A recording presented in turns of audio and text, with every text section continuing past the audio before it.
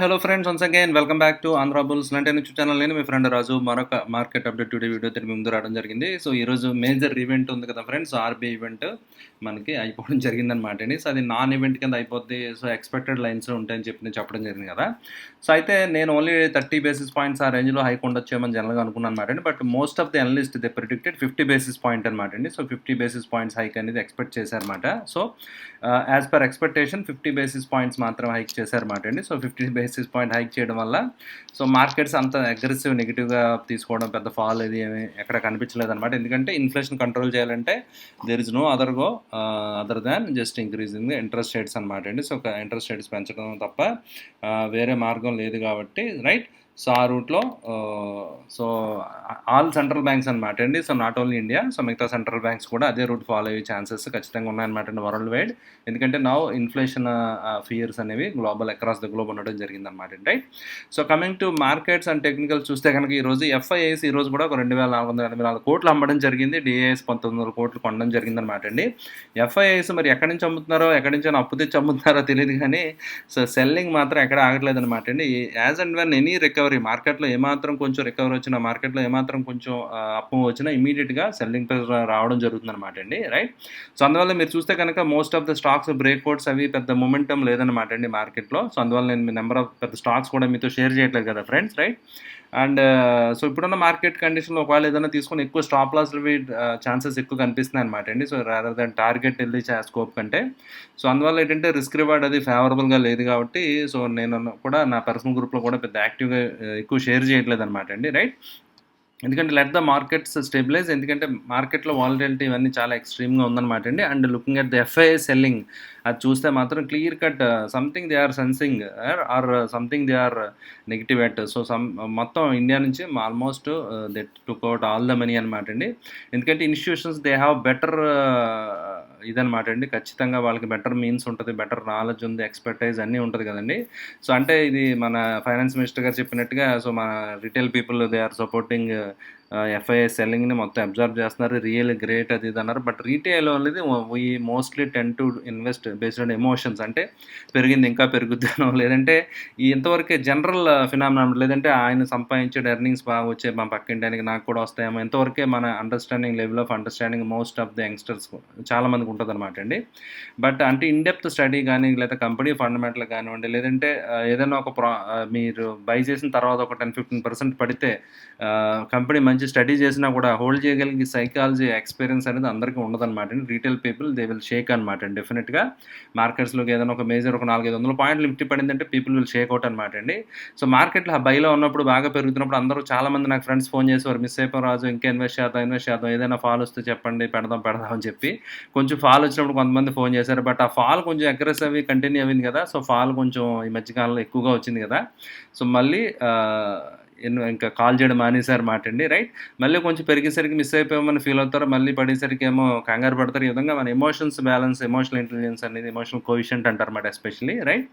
So అది చాలా చాలా ఇంపార్టెంట్ అనమాట అండి మార్కెట్స్లో. అది రీటైల్ పీపుల్ ఐ డౌట్ అనమాట అండి. సో అది చాలా ఓవర్ ఏ పీరియడ్ ఎక్స్పీరియన్స్ వల్ల వస్తుంది తప్ప ఇప్పుడున్న మోస్ట్ ఆఫ్ ది ఇప్పుడున్న మార్కెట్లో 60% ఏవైతే డిమాట్ అకౌంట్స్ కానీ ఇవన్నీ మొత్తం చూస్తే కనుక వచ్చిన పీపుల్ వీళ్ళందరూ కూడా కోవిడ్ ప్లేయర్స్ అనమాట అండి. సో కరోనా తర్వాత చాలామంది మార్కెట్లోకి వచ్చేయడం జరిగింది without having any knowledge about markets అనమాట.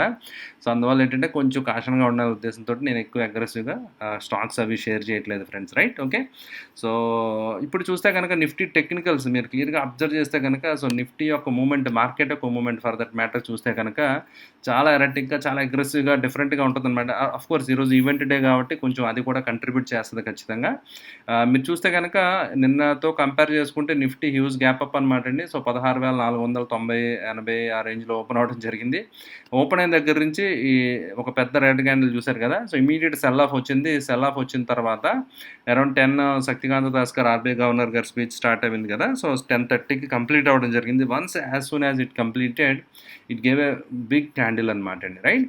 సో వండర్ఫుల్గా మొత్తం రికవర్ అయిపోయి ఏదైతే ఓపెనింగ్ ఉందో ఆ ఓపెనింగ్ హై, న్యూ హై అనమాట, న్యూ డే హై కూడా ఫామ్ అవ్వడం జరిగింది. నాట్ ఓన్లీ దట్ నిన్న డే హై ఏదైతే ఉందో అది కూడా టెస్ట్ చేయడం జరిగిందనమాట. దానికంటే పైకి మార్కెట్స్ వెళ్ళడం జరిగింది. సో, మేబీ గ్యాప్ ఫిల్ అయిపోద్దా అన్నట్టుగా అంత మూమెంట్ ఇచ్చిందనమాట అండి. బట్ కానీ ఏంటంటే గ్లోబల్ మార్కెట్స్ సపోర్ట్ చేయలేదు. So, global markets they started indicating negative and they started giving up the gains అనమాట. డవ్ కానీ, డాక్స్ కానీ స్టార్టెడ్ నెగిటివ్ ట్రేడింగ్ నెగిటివ్ అనమాట అండి. సో, తర్వాత నుంచి మళ్ళీ అగైన్ సెల్లింగ్ స్టార్ట్ అయిందనమాట అండి. So, continue sell off. So, sell off వచ్చి అల్టిమేట్‌గా we closed at near the day's low అనమాట అండి. సో, అల్టిమేట్‌గా డే లో దగ్గర క్లోజ్ అవ్వడం జరిగింది. అయితే మీరు నిన్న చెప్పడం జరిగింది కదండీ! మార్కెట్ ఆప్షన్ చైన్ డేటా బట్టి మనం చూడడం జరిగింది కదా! Market is position for down side move. Clear cut down side మూవ్‌కే పొజిషన్ ఉంది ఎక్కువగా అని చెప్పి నేను చెప్పడం జరిగింది కదా! బట్ ఈ గ్యాప్ అప్ ఎప్పుడైతే వచ్చిందో అది సస్టైన్ అవ్వలేదు కాబట్టి పీపుల్ మైట్ బి హ్యాపీ అనమాట. ఎవరైతే కాల్ సెల్ చేశారో, ఎవరైతే పుట్ బయింగ్ చేశారో వాళ్ళు చాలా హ్యాపీగా ఉండుంటారు. సో, బట్ కానీ ఎప్పుడైతే ఈ లెవెల్ సస్టైన్ అయిందో, సో ఏదైతే లెవెల్స్ ఉన్నాయో 16,400 ఈ లెవెల్స్ ఎప్పుడైతే సస్టైన్ అవి 16,500 ఈ లెవెల్కి ఎప్పుడైతే వెళ్ళిందో డెఫినెట్‌గా ప్యానిక్ గురై ఉంటారన్నమాట అండి. సో, అంటే మార్కెట్ ఏమవుతుందంటే నౌ-ఏ-డేస్ మీరు చూస్తే కనుక సో, ఆప్షన్ రైటింగ్ చేసిన వాళ్ళకి కొంచెం నైట్ మేర్ కింద ఉందన్నమాట అండి.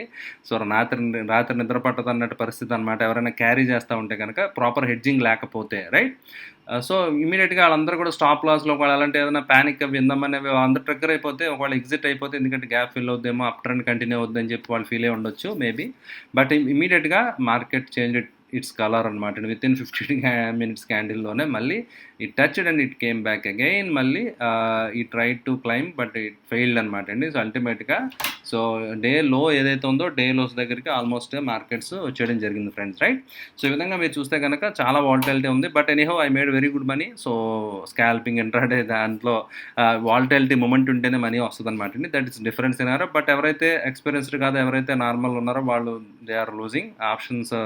డెఫినెట్‌గా they will be in trouble అనమాట అండి. సో, అందువల్ల please do take care friends. So, కేర్‌ఫుల్‌గా చేయండి ఆప్షన్స్ రైట్.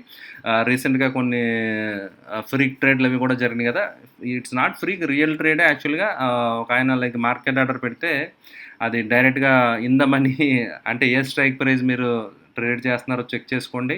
ఏ ప్రైస్ దగ్గర పెడుతున్నారో చెక్ చేసుకోండి. And liquidity of the strike price ఏదైతే స్ట్రైక్ ప్రైస్ ఉందో బై సెల్ లిక్విడిటీ ఎలా ఉంది ఏంటనేది కన్ఫర్మ్ చేసుకున్న తర్వాత మాత్రమే ఆర్డర్స్ పెట్టండి. ఎస్పెషల్లీ మార్కెట్ ఆర్డర్స్ చాలా కేర్ఫుల్‌గా ఉండాలన్నమాట అండి. ఒక ఆయన 200 కోట్లు లాస్ అయిపోయారని మీరు సోషల్ మీడియాలో అవి కూడా చూసుంటారు కదా! సో, అంత జస్ట్ ఒక ఆప్షన్‌లో అనమాట అండి. ఎవరైతే ఆప్షన్స్ డెరివేటివ్ చేస్తున్నారో please do take care. And me softwares ఏవైతే ఉన్నాయో మీ సాఫ్ట్‌వేర్స్‌లో కూడా మార్కెట్ ప్రైస్ నుంచి ఒక 3%, 4% దాటి వెళ్ళకుండా లైక్ ప్రైస్ ఎగ్జిక్యూట్ అవ్వకుండా ట్రిగ్గర్స్ అవి ఉంటాయన్నమాట అండి. ఆర్డర్ తీసుకోదు. సో, అలాంటి ఏదైనా సాఫ్ట్‌వేర్ అలాంటి ఫెసిలిటీస్ ఏమన్నా ఉంటే అది please check with your broker. So, accordingly మీరు దాని సెట్టింగ్స్ మార్చుకుని మీరు చేసుకుంటే కూడా చాలా వరకు మీకు హెల్ప్ అవుతుందన్నమాట అండి right. Okay. So, and coming to technicals ఇది నిఫ్టీ సపోర్ట్ రెసిస్టెన్స్ చూస్తే కనుక సో, మనకి ఇలా చూస్తే అంతా చాలా జిగ్‌జాగ్‌గా ఉంది కదా ఫ్రెండ్స్. సో, నిఫ్టీ యొక్క మూవ్‌మెంట్ చూస్తే చాలా ఎరాటిక్ పైకి కిందకి ఇదంతా ఏదో ముగ్గులు అంటారు కదా! 10 చుక్కల ముగ్గు, 20 చుక్కల ముగ్గు, 30 చుక్కల ముగ్గులాగా చాలా డిఫరెంట్‌గా ఉంది. అందువల్ల నేనేం చేస్తానంటే just I'm simply changing it to line chart అనమాట అండి. సో, లైన్ చార్ట్‌కి మారిస్తే మీకు ఒక పిక్చర్ చాలా కొంచెం క్లారిటీగా వస్తదనమాట అండి. సో, ఆ క్యాండిల్స్ ఎరాటిక్ మూవ్స్ మీరు తీసేసి కొంచెం ఇది లైన్ చార్ట్ వస్తే కొంచెం మీకు పిక్చర్ క్లియర్ అవుతుందనమాట అండి. సో, మీరు చూస్తే కనుక సో, నిఫ్టీ అనేది 15,790 అండి. 15,790 అండ్ 16,300 రైట్. సో, మీరు చూసారు కదా! సో, ఈ లెవెల్ ఏదైతే ఉందో ఈ లెవెల్ మధ్య కన్సాలిడేషన్ అవ్విందనమాట అండి. సో, 15,800 రఫ్‌గా తీసుకుంటే కనుక సో, 15,800 నుంచి సో, 16,300 అనమాట అండి రైట్. అంటే సుమారుగా ఈ 500 పాయింట్ల దగ్గర సో, నిఫ్టీ కన్సాలిడేషన్ అవ్వడం జరిగింది. సో, మే నెల మొత్తం అంతా కూడా throughout the month of May ఆ కన్సాలిడేషన్ అయిన తర్వాత ఆ లెవెల్ దాటి 16,300 లెవెల్ దాటి బ్రేక్అవుట్ అయిందనమాట అండి. అండ్ ఇట్ వెంట్ 16,600 దాకా వెళ్ళింది. But again it came down right. అయితే ఇప్పుడు ఏంటి అంటే కనుక now again it at a retest level అనమాట అండి. ఒక రీటెస్ట్ లెవెల్‌లో ఉంది కాబట్టి సో, ఇక్కడ నుంచి ఒక బౌన్స్ వచ్చే ఛాన్సెస్ అయితే ఉంటాయన్నమాట జనరల్‌గా. ఒకవేళ బౌన్సెస్ సస్టైన్ అయితే కనుక then up trend will continue right. So, అలా కాదు ఇది బ్రేక్ అయిపోతే మాత్రం సో, వీక్‌నెస్ చాలా మళ్ళీ ఎమర్జ్ అవుద్దనమాట అండి. మళ్ళీ మార్కెట్‌లో ఇంకా ఫాల్ అనేది ఫర్దర్‌గా మనం విట్‌నెస్ చేస్తాం అనమాట. బట్ ఇక్కడ నుంచి ఒక బౌన్స్ అయితే అవ్వాలి. సో, ఎందుకంటే ప్రీవియస్‌గా ఒక కన్సాలిడేషన్ జోన్ కదా! ఆల్మోస్ట్ ఒక నెల పాటు ప్రైస్ ఇక్కడ ఇండెక్స్ కన్సాలిడేట్ అవ్వడం జరిగింది. సో కన్సాలిడేట్ అయింది, బ్రేక్అవుట్ అయింది కదా, అగైన్ ఇట్ మే రీటెస్ట్ అనమాట. రీటెస్ట్ లెవెల్ కాబట్టి లెటెస్ట్ ఏం జరుగుతుందో చూద్దాం. ఇక్కడ నుంచి ఏదైనా ఒక బౌన్స్ వచ్చి రికవర్ అయితే ఇట్స్ వెల్ అండ్ గుడ్ అనమాట అండి, రైట్. అండ్ ఏదైతే గ్యాప్ ఉందో క్లోజింగ్ బేసిస్ మీద ఫిల్ అవ్వాలని చెప్పి నిన్న నేను అనడం జరిగింది కదా. సో నిన్న అటెంప్ట్ చేయడం జరిగింది, బట్ క్లోజింగ్ బేసిస్ మీద ఫిల్ అవ్వలేదన్నాను కదా. ఈరోజు మీరు చూస్తే కనుక క్యాండిల్ క్లోజ్డ్ అనమాట అండి. ఈరోజు candle closed with in this gap కాబట్టి సో గ్యాప్ కంప్లీట్ అయింది. సో గ్యాప్ ఫిల్లింగ్ అనేది కంప్లీట్ అవ్వడం జరిగింది అనమాట అండి, రైట్. ఓకే అండి. సో నిఫ్టీ ఈ విధంగా ఉంది. అండ్ బ్యాంక్ నిఫ్టీ ఈరోజు కూడా మీరు చూస్తే కనుక నిఫ్టీకి బ్యాంక్ నిఫ్టీకి చాలా డిఫరెన్స్ ఉందన్నమాట అండి. సో రెండు కూడా డిఫరెంట్గా ట్రేడ్ అవుతున్నాయి. సో అంటే రెండు proportional points profit loss trade అవ్వట్లేదు అనమాట అండి, కొంచెం డిఫరెంట్గా ఉన్నాయన్నమాట, right. And looking at the bank Nifty చూస్తే ఇంట్రాడేలో same similar scenario, gap up open అయింది and it went down. So 15-minute chart అనమాట అనేది మిడ్ బోలింజర్ బాటమ్ సపోర్ట్ తీసుకుంది, అగైన్ ఇట్ వెంట్ అప్. ఆ లెవెల్లో పై లెవెల్లో సస్టైన్ అవ్వలేదు అనమాట అండి. సో 35,400 35,400 దగ్గర అనమాట అండి. సో ఇక్కడ కూడా 35,500 దగ్గర చాలా అగ్రెసివ్ రైటింగ్ అది ఉందన్నమాట అండి, call and put somehow. But అల్టిమేట్గా సో కాల్ రైటర్స్ ఎవరైతే ఉన్నారో వాళ్ళు విన్ అయ్యారు, put writers they will be crushed అనమాట అండి. ఎందుకంటే సో చాలా డీప్గా పడిపోయింది కాబట్టి ఒకవేళ ఎవరైనా స్టిల్ పుట్ రైటింగ్ చేసి హోల్డ్ చేస్తూ ఉంటే మాత్రం 35,400 500 వాళ్ళు they are in deep trouble అనమాట అండి ఖచ్చితంగా. సో ఎందుకంటే market came down, market gave up, whatever gains ఏవైతే వచ్చి ఎంట్రాడేలో ఆ గెయిన్స్ అన్నీ కూడా ఇచ్చేయడం జరిగిందనమాట అండి, రైట్. ఓకే. సో మీరు ఇక్కడ క్లియర్గా చూడొచ్చు అనమాట అండి. సో పడిపోవడం జరిగింది కదా. సో అయితే 20 పీరియడ్ మూవింగ్ యావరేజ్ ఏదైతే ఉందో 34,600, అంటే ఇక్కడ నుంచి ఒక 300 పాయింట్స్ బిలో అనమాట అండి. సో 34,600 లెవెల్స్ దగ్గర ఒక సపోర్ట్ అయితే బ్యాంక్ నిఫ్టీకి ఉందన్నమాట అండి. So we'll see friends whether it will respect or not, right. అయితే ఎంఏసిటీ మెకాడవి చూస్తే కనుక స్ట్రెంత్ తగ్గిపోతుందని క్లియర్గా మనకు అర్థమవుతుంది కదా. And still the signal lines are below 0 అనమాట అండి.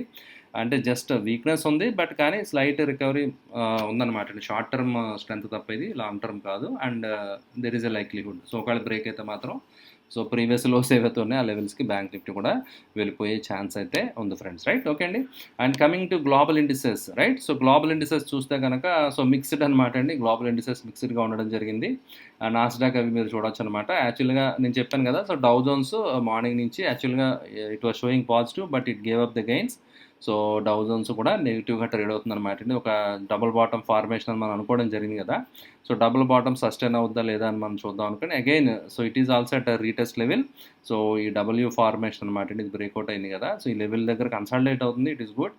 సో మళ్ళీ అప్ ట్రెండ్ వస్తుందో లేదో మనం చూడాలన్నమాట అండి. ఓకే. సో ఓవరాల్గా anyhow Asian markets morning they are trading very good positive అనమాట అండి. Now also they closed. Hang Seng ఇవన్నీ కూడా మీరు చూడొచ్చు, they are trading in positive zone అనమాట అండి. ఓకే. బట్ యూరోప్ మాత్రం నెగిటివ్గా ట్రేడ్ అవుతుంది. I think Europe GDP data కూడా ఐ థింక్ ఈరోజు 2:30కి ఇప్పుడు అనౌన్స్మెంట్ వచ్చిందనమాట అండి. నేను చూడాలి అది, రైట్. సో ఎలా ఉందో ఏంటనేది. సో ఇలాగ సో గ్లోబల్ ప్లే అనేది జరుగుతుంది అనమాట అండి.